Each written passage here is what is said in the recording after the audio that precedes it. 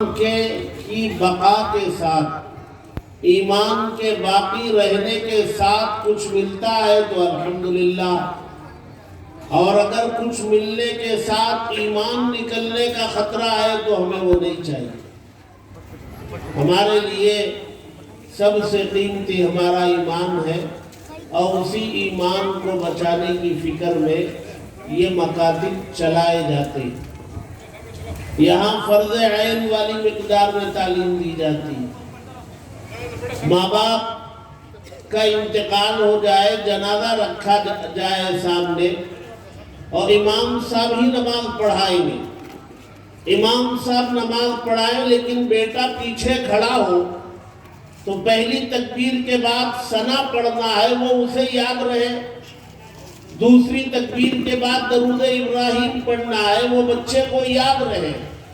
اور تیسری تکبیر کے بعد ماں کی یا باپ کی جو جنازہ رکھا ہے اس کی مغفرت کے لیے دعا کرنا، وہ یاد رہے۔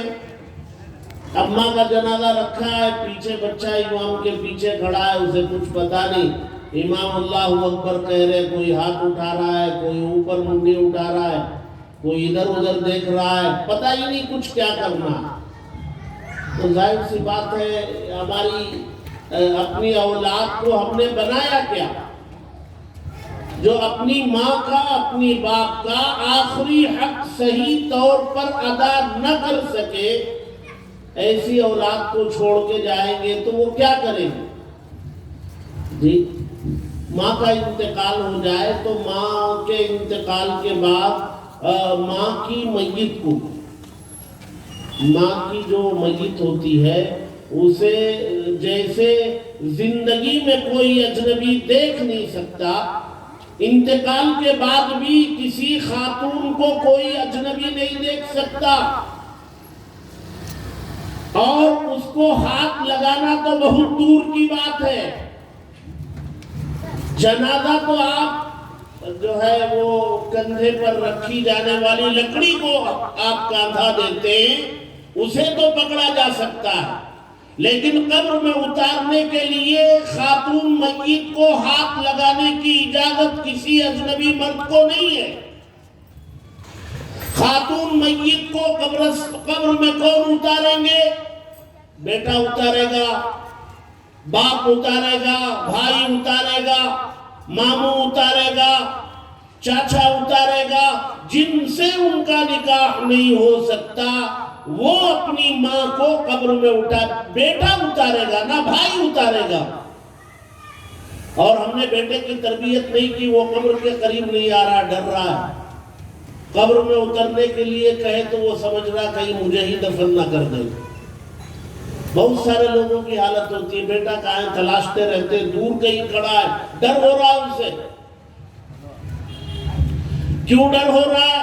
قبرستان میں کبھی لے جایا نہیں گیا، باپ اسے میتوں کے ساتھ لے جاتا نا قبرستان، اس کی تربیت کرتا، بیٹے یہ قبرستان ہے، ہر ایک کو مرنے کے بعد یہاں پہنچنا ہے، دیکھ تیرے دادا تھے، یہ دادا کی قبر ہے، یہ دادی کی قبر ہے، یہ نانا کی قبر ہے۔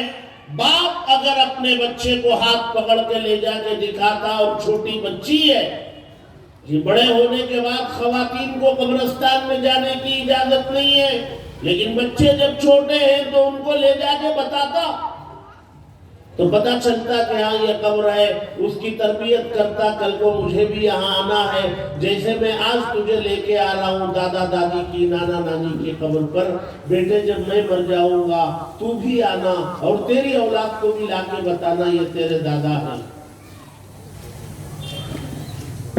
کیا فائدہ ایسی اولاد کا جو میرے مرنے کے بعد میری نماز جنازہ میں وہ میرے لیے دعا نہ کرے؟ کیا فائدہ ایسی اولاد؟ کیا فائدہ ایسی اولاد کا جو اپنی ماں کو قبر میں نہ اتارے؟ کون اتاریں گے؟ اجنبیوں کے ہاتھوں میں جائے گی ہماری ماں؟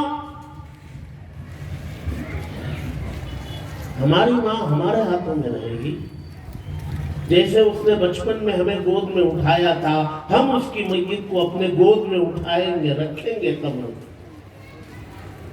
وہ تربیت کی ضرورت ہے نا، وہ کہاں ملے گی؟